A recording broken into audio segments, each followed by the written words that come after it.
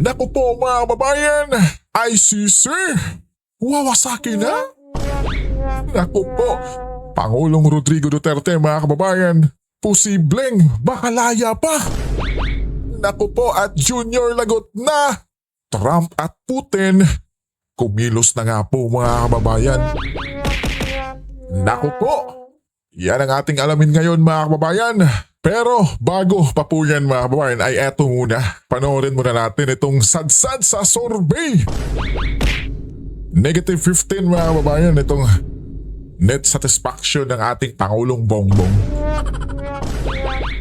Naku po, eto mga kababayan. Patuloy ang pagsadsad ng survey ratings ni Pangulong Bongbong Marcos. Patuloy mga kababayan. It means, naku, noon pa bumaba mga kababayan. Obvious naman po mga kababayan. Buti nga negative 15 lang mga kababayan, hindi negative 50. Di po ba? Pambihira ito. Sa gitna ng mga isyu sa ekonomiya at mataas na gastusin ng mga Pilipino sa ilalim ng kanyang administrasyon. Ito ay batay sa pinakabagong survey ng Social Weather Stations o SWS. Fortunately, bagsak ng survey score ang sumalubong sa Administrasyong Marcos sa pagtatapos ng unang quarter ng taong 2026. Ito matapos sumadsad sa bagong personal record low na negative 50 ng net satisfaction rating ni Pangulong Ferdinand Bongbong Marcos Jr. Bata ito sa pinakahuling social weather report na isinagawa ng Social Weather Stations o SWS sa kanilang nationwide survey noong Marso. Ayon sa SWS, malaki ang ibinaba ng survey ratings ng Pangulo kumpara sa negative 3 net satisfaction rating na naitala noong November 2025 survey. Dahil dito, opisyal lang kinategorya ng SWS ang grado ng Pangulo bilang poor o mababa. Sa kabuuang survey, Poor o mababa mga kababayan. Ano kaya yung reaction dito ni Auntie Claire mga kababayan, no? Diba? Baka sasabihin naman niyang itong SWS mga kababayan ay ba yan? 33% lamang ng adult Filipinos ang nagsabing sila'y satisfied o nasisiyahan sa pagganap sa tungkulin ng Pangulo. 18% naman ang undecided o hindi tiyak. Habang sumipa naman sa 49% ang dissatisfied o hindi nasisiyahan sa kanyang performance. Naku po mga kababayan, halos kalahati ha, 50%. Naku po. Batay rin sa survey, nakapagtala ng malaking pagbaba ang net satisfaction rating ni PBBM sa lahat ng rehiyon sa bansa. Pinakamatindi ang naitala Sa lahat na rehiyon pa mga ng kababayan. negatibong marka ng publiko sa Mindanao at Metro Manila. Sa Mindanao, dumaos-dos ng 11 points ang satisfaction Siyempre, ratings ng obvious Pangulo, yan patungong negative 40. Given Mula yan, ito sa mga negative 29 na survey score noong November 2025. Sa Metro Manila naman, lumagapak pa ito sa negative 31 mula sa dating negative 17 satisfaction rating. Naku po mga kababayan, Metro Manila na yan ha. So, wala na, obvious na talaga mga kababayan na tila ba'y halos lahat ng mga Pilipino ay naku po. Wala nang tiwala dito sa ating administrasyon mga kababayan, no? Habang ang Balance Luzon, ang natitirang rehiyon na may positibo ngunit mababang marka. Bumagsak ito ng 11 points patungong neutral positive 2 mula sa moderate positive 13 na survey score. Sa Visayas naman mula sa neutral positive 2 na net satisfaction rating ay bumaba ito ng 17 points kaya naging negative 15 na ito ngayon. Isinagawa ang SWS survey noong March 24 hanggang 31. Ito ang mga panahong ramdam ng mga Pilipino ang mataas na presyo ng petrolyo, mga transport strike. Naku po mga kababayan, kasagsagan pa yan ng yung crisis sa langis. Paano pa kaya ngayon mga kababayan? Na tila ba'y wala siyang pakialam sa nangyayari ngayon. Diba? Yang gulo sa Senado mga kababayan. Naku po, baka maging negative 100 na yan mga kababayan. Diba? At ang pangamba ng epekto ng tensyon sa Middle East sa ekonomiya. Ang first quarter survey ng SWS ay ginawa sa pamamagitan ng face-to-face interviews sa 1,500 respondents sa buong bansa. Nilinaw naman ng SWS na ang survey ay non-commissioned o hindi binayaran ng sinumang politiko at isinagawa bilang bahagi ng kanilang public service. Mga kababayan, kita nyo na? Diba? Oh?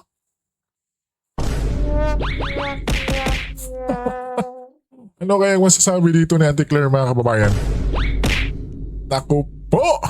At eto na nga po mga kababayan, no? Talagang malalagot yung ating Pangulo mga kababayan sa ginawa ng Russia, Amerika at saka China mga kababayan sa ICC ngayon. Na tila ba'y bubuwagin na nila or wawasakin mga kababayan. Naku po, eto! Pakinggan natin si Eric kabayan. At sa puntong ito, bibigyan po natin ng update itong naging desisyon ng korte sa Russia.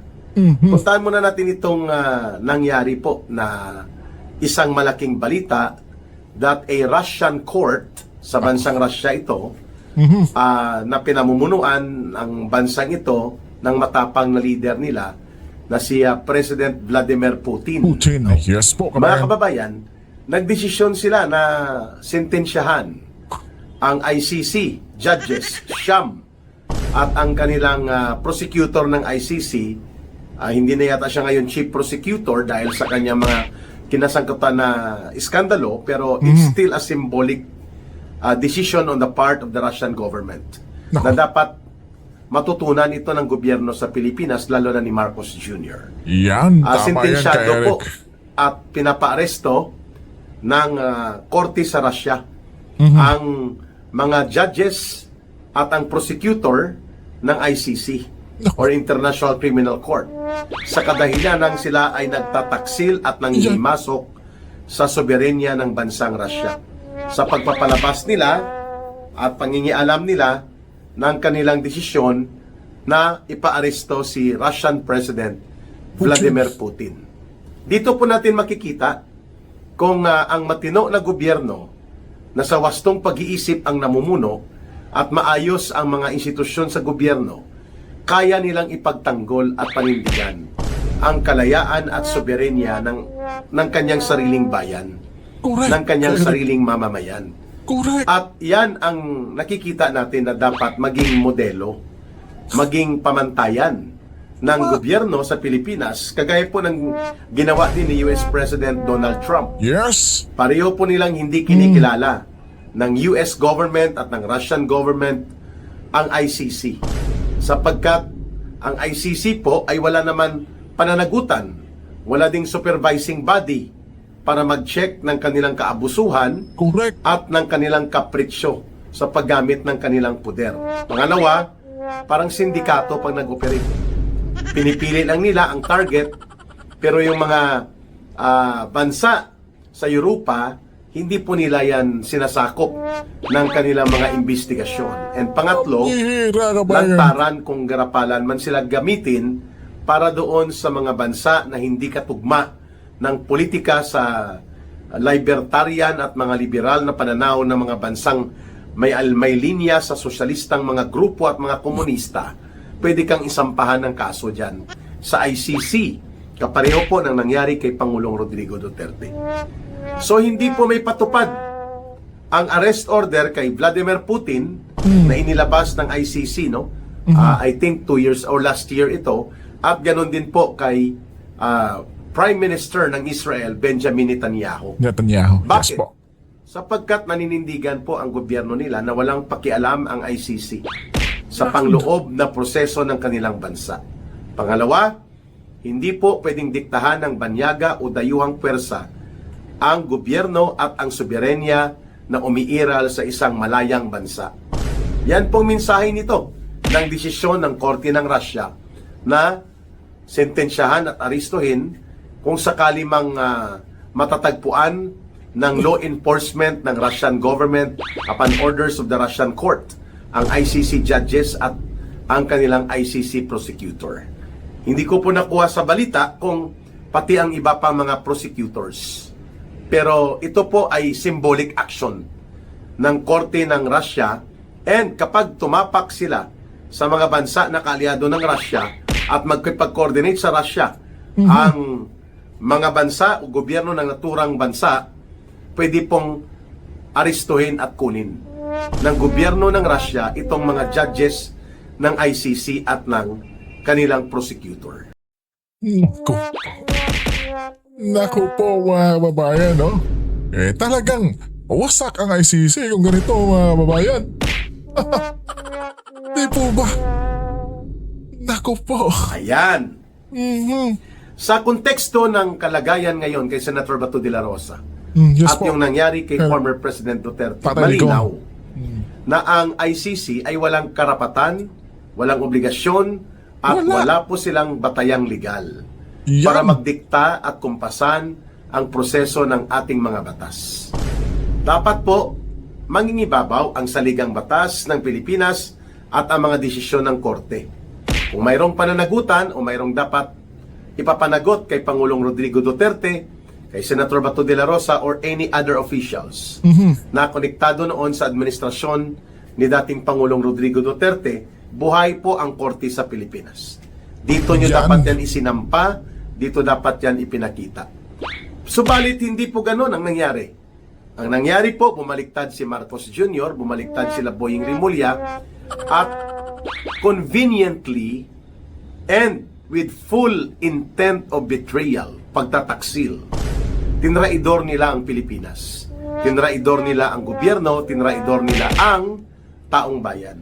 Sapagkat nakipagsabwatan si Marcos at sila Rimulya, sila Trillanes at mga tauhan nila dito sa ICC Trillanes. upang gamitin bilang instrumento sa maruming laro nila sa politika. With more than 100 million pesos allocated para magkaroon ng case investigation and case operation build-up laban kay Pangulong Duterte noong taong 2024 and 2025 bago po mapadukot si Pangulong Duterte. Ano po ang ipinapakita nito mga Ang kababayan? bira. That Yes po, ano, Eric? Marcos and his government, hindi lamang po sila nagtataksil sa gobyerno ng Pilipinas, nagtataksil po sila mismo sa taong bayan. Sapagkat tungkulin at obligasyon ng gobyerno na ipatupad at pangibabawin ang saligang batas, ipagtanggol ang mga institusyon ng gobyerno at kailangan Kababayan, no? protektahan ang ating mga mamamayan laban sa anumang panghihimasok, mangingialam ng anumang banyaga o dayuhang puwersa. Ang SESTE, ang naging tagapagtaguyod ng pagtataksil at pagkakanulo, ang paghuhudas sa ating sariling mamamayan na ginawa ni Marcos Jr. at nila Romualdez na mga tauhan sa gobyerno nila, including itong sila Boying Rimulya, sila po ang nanguna na ipagkanulo, pagtaksilan at tarantaduhin po ang buong mamamayang Pilipino nang ginamit nila ang ICC bilang maskara at instrumento sa kanilang laro ng politika upang lumpuin at paralisahin ang political opposition na nire-represent po ng mga Duterte. Meaning to say, mga kababayan, Yes po, Eric. itong predicaments o yung kahirapan ngayon ng sitwasyon na hinaharap ni Senator Bato de la Rosa, ang lahat ng ito ay mapapakalma kung sasabihin ni Marcos Jr. Yan, eto na mga kababayan. Sundin natin ang saligang batas. Pakinggan natin Correct. ang Korte Suprema. Kung ano ang magiging desisyon ng Korte Suprema nang naaayon sa kanilang pananaw ay tama, in accordance to the framework of our Constitution and our doctrine of law, of laws, sa mga batas natin, yun ang ating ipatupad. Ganon Correct. dapat po ang pagtingin ng gobyerno ni Marcos dito. At huwag pangunahan o imaniobra na mapaibabawan nila ang Korte Suprema at magagamit nila ang ICC para lamang mapapadukot o mapapatapon. Ang isa na namang personalidad, senador ng Republika ng Pilipinas, inihalal ng mamamayang Pilipino sa malayang Correct, halalan, Yes po. demokratikong iniluklok ng taong bayan, at mamamayan ng mga kagaya po nating mga mamamayang Pilipino. At mismo mga kababayan, itong Senator Bato ay naging general. Di ba? Minsan tayo ipinagtanggol nito mga kababayan. Di ba? Naging sundalo pa to. Pambihira, nakipaglaban to mga kababayan para sa bansang Pilipinas. Pambihira. Tapos yung si Trillanes mga kababayan, anong ginawa? Anong ginawa niyan? Nagkudita mga kababayan, di po ba? Pambihira, tapos ngayon siya pa yung may gana, mga kababayan. Mismong siya pa yung nagdala ng warrant, mga kababayan, no, na ibibigay kay Baturaw. Ang bihira talaga itong ating pamalaan ngayon, mga kababayan, no? Tilaway wala na eh. Wala na sa hulog, mga kababayan, no? Diba? Kaya nga, yung survey kanina, mga kababayan, yung net satisfaction ng ating Pangulong Bongbong ay lumagapak, mga kababayan, 15%. Nako po, at tila may mas lulubo pa yan, mga kababayan, baka maging negative 50% yan. Diba? Dahil yan, mga kababayan, sa mga pinagagawa nila. Ang bihira. Diba? Tapos yung issue ng flood control, mga kababayan, may napanagot na ba? Meron, mga kababayan, no? Pero yung gusto nilang panagutin ay nako po, Senator Jinggoy Villanueva, Chis Escudero, isinama pa si Marcoleta, Ruben Padilla, mga kababayan. Diba? Yung umuusig sa kanila, yun ang gustong patahimikin nila, mga kababayan. Diba? Samantala, yung totoong mastermind na lantara ng andyan ay naku po. Wala nga tayo, mga kababayan. Pambihira.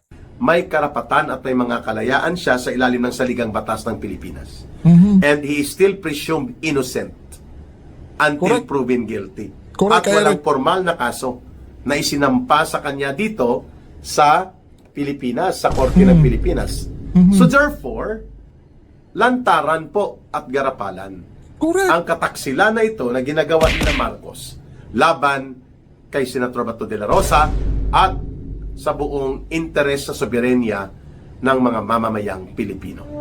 Kaya saludo tayo sa mga matatatag na gobyerno at nirerespeto natin ang ganitong uri ng paghatol na inilapag Correct. o inilabas ng Korte ng Russia, kung saan po pinapanagot at huhulihin, pinapaaresto ang mga taga-ICC judges and prosecutor. Kita nyo lang, mga kababayan. Tapos tayo dito sa bansang Pilipinas ay yung mismong kadugo natin, mga kababayan, ay naku po, dahil sa politikang ito ay ibibigay natin, pahatulan natin sa ibang bansa, kabayan. Pambihira. Kay Donald Trump, malinaw din pong panawagan niya. We Yes, cannot Direct. surrender our sovereignty, You know, our own people and our own government and our own process of a sovereign free nation sa isang bansa o sa isang dayuhang banyaga na mga instrumento like ICC na walang pananagutan, hindi inihalal ng taong bayan at konektado pa na i-involve sa mga questionable na mga transaksyon. And itong revelations ng mga dating tauhan ni Ginoong Saldico, sila nagpapalit po ng pera na equivalent to $2 million. Mahigit 100 million pesos po yun, mga kababayan.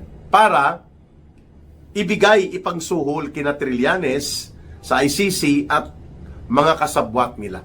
These meetings were confirmed by Boying Rimulya sa isang interview na naganap Correct. nga. Correct Ang yan, Derek. naturang mga pagpupulong, ang hindi niya lang inamin na may maleta na mga involved. Pero alam na natin yun. Kasi Siyempre, nga, ang mga operations kagaya niyan ni Trillanes, mercenary yan eh. Pag sinabing mercenary, correct. pinapatakan ka ng bayad para magsagawa ka ng iyong activities. Correct, mga kababayan, no? Alam nga naman, di ba, na pera mismo ni Trillanes yung kanyang gagamitin. Di ba, lalong-lalo na yung pagpunta niya back and forth sa dahig, mga kababayan. Tapos balik naman, tapos uwi naman. Tapos, di ba, mga kababayan, dito, mga kababayan, yung bodyguard niyan. Dahil takot yan, mga kababayan, eh. Di ba, panigurado may bodyguard din yan. So, sinong nagpapasahod dyan, mga kababayan? Di ba? para sa interes at misyon ng iyong boss. Correct. At nagkukunwari ka na ikaw ay isang expert sa isang larangan. And for that matter, you're being paid to Correct. execute yung Correct. baluktot na mga maniobra na yan. At hindi po may tatanggi si Trillanes po ay nag-aakto na special impostor, prosecutor, investigator, and facilitator para sa ICC. Yan po ang tingin ng taong bayan sa kanya. Correct, Eric. And also, itong sila Boying Rimulya. Pero lahat yan, utos yan ni Marcos. Kumpas yan nila Romualdez. Tama. Because, Tama mga kababayan. No? Tapos, di ba, yung interview niya, kung natatandaan niyo mga kababayan, na tila ba'y wala raw siyang kinalaman. At tila ba'y hindi raw niya gagawin na si Tatay Digong ay, di ba, hahatulan sa dahig mga kababayan. Di ba? Tingnan nyo lang kung gaano kasinungaling yung ating mahal na Pangulo mga kababayan, no? takot na takot sila na lumalakas at lumalawak ang political opposition sa Pilipinas Yan. na nai-influence ng Duterte Correct. na mga political mobilization at mga pakikilahok ng mga Duterte, lalo na ni Pangulong Duterte at ang katayuan na rin ni Vice President Sara Duterte. Yan mga kababayan, di po ba? Kasi alam naman natin na yung panahon ni Tatay Digong ay yung mga oligarko mga kababayan ay hindi nakaporma kay Tatay Digong mga kababayan, di po ba? Di ba? Hindi, yung si Tatay Digong hindi mo yan masusuhulan mga kababayan di ba? Natatandaan niyo pa ba yung panahon ng eleksyon mga kababayan na sa daming nagdo-donate sa kanya? Ay naku po, lagpas na mga kababayan yung perang nalikom. Pero guess what? Anong ginawa niya mga kababayan? Ibinalik ni Tatay Digong. Di ba? Ganyan siya mga kababayan. Kaya takot sila. Malinaw na ang mga bansa na manalakas at may kapangyarihan na ipagtanggol ang kanilang mamamayan ay nagsalita na. Correct. Ang ICC bogus yan. Walang karapatan yan na manghimasok at mangialam sa pangloob Correct. ng mga proseso sa batas at hudikatura at mga legal and judicial Yun. actions and power and authority Yes, sir. of a sovereign country. Itong foreign entity na ito, like itong Yes, ICC, sir. ay hindi po dapat pinapayagan ng ating gobyerno kung matino sana ang ating panggobyerno. Hindi. Kaya malaking balita ito. Kasi sabi ng Russian court in its order na kung saan man makikita itong siyam na mga judges No. at ang prosecutor ng ICC, sila po ay aarestuhin at ikukulong sa Russia. Wow. Kay Donald Trump, ganon din po. Nako. Kapag tumapak o pumasok sa teritoryo na sakop ng Estados Unidos ang sinuman sa ICC judges and prosecutor, ay i-deport sila at sila ay makukulong pa. At posible din na mananagot sa batas ng Estados Unidos. Nako. At ang kanilang mga transaksyon, pati po ang kanilang koneksyon sa anumang transaksyon sa Amerika, sa Estados Unidos, ay pinakansila na ni US President Donald Trump. Yan ang mga leader na mayroon pong alam sa tamang panggobyerno at kayang panindigan ang kanyang sariling mamamayan at ang kanyang sariling gobyerno. Hindi kagaya kay Marcos, mga kababayan. Facilitator, promotor ng kaguluhan sa politika, nilusob pang Senado, nagkaputukan tuloy, at hinaharas ang mga senador, at pilit po na binabaluktot ang proseso ng batas, at hindi makapag-antay, at hindi na nirerespeto ang kapangyarihan ng Korte Suprema, para lamang masunod ang kapritsyo na wasakin at durugin ang kalaban sa politika. Malaking aral po sa atin ito, mga kababayan. We may not Yes po, like Eric. the Duterte. We may not like Yes Rodrigo Duterte, Sara Duterte, Bato de la Rosa, for what they are standing for sa tinatawag nilang Duterte politics o Dutertismo. Yung strong rule of law, yung walang takot na Yan. ipatupad ang batas, Correct. yung matatag at matapang na paninindigan laban sa kriminalidad, Correct, terorismo Eric. at mga pangungurakot sa gobyerno at gobyerno na hindi nag-aalangan na manindigan upang igiit ang batas. You may not like that. May mga ibang hindi gusto yan. Like itong mga obispo at mga pari ng simbahan katoliko, karamihan sa kanila, Isa pa yan mga kababayan, di po ba? Di natin alam bakit yung mga yan mga kababayan ay nakikisali. Di ba mga kababayan? Ang bihira sila Father Flabe. Sino pa yung father na kalburin gaya ni ka-Eric mga kababayan? Ang bihira. Di ba? hindi nila tinitingnan na ang soberenya ng bansa ay hindi ito usapin sa iyong pagtingin kay Duterte Correct. o kay Bato de la Rosa o kay Sara Duterte. The question of sovereignty and the supremacy of Philippine Sovereign Authority and our constitution and our own sovereign rule as a sovereign country bilang malayang bansa, lagpas po ang usapin na yan sa kung gusto natin o hindi si Duterte o ang Tama. mga Duterte. Tama ka, Eric. Yan ang issue dito, na ang gobyerno ay dapat, kung mayroong pananagutan, at naniniwala si Marcos na may pananagutan, sila Duterte, si Pangulong Duterte, si Sara Duterte, si Bato de la Rosa, o sino pa man na konektado sa mga Duterte, dito nila iproseso Yan. sa Pilipinas. Dito nila Yan. isagawa ang tinatawag nilang paghahanap ng katarungan. But it's not. Hindi po katarungan o hindi po hustisya ang gustong isagawa nila Marcos Correct, sa Mama. kunwari nilang pagsisimpatya sa mga naging biktima ng war against drugs. Kasi po mga kababayan, opinion ko lang, kasi di nila ginawa yan mga kababayan, kasi panigurado maabswelto yung si Tatay Digong, kasi yung mga ebidensya nilang yan mga kababayan, naku po, kung talagang anuhin yan ang Korte Suprema kababayan, naku po, lusot si Tatay Digong mga kababayan. Di ba? Kaya doon nila pinapaliti si Tatay Digong mga kababayan kasi alam nila yung galawan ng ICC. Di ba? Di ba mga kababayan, maleta lang ang katapat mga kababayan. Di ba? Di ba umamin yung tila may security na sa liko o nakita nila mismo mga kababayan, di po ba? Ang bihira, di ba? Yun mga kababayan di nila sa makatuwid, di nila kaya si Tatay Digong. Di ba? Ang bihira yung mga yan mga kababayan.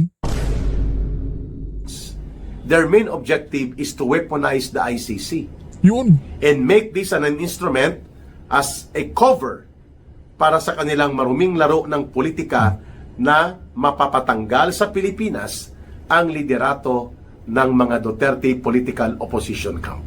Yan. Iyan ang purpose talaga.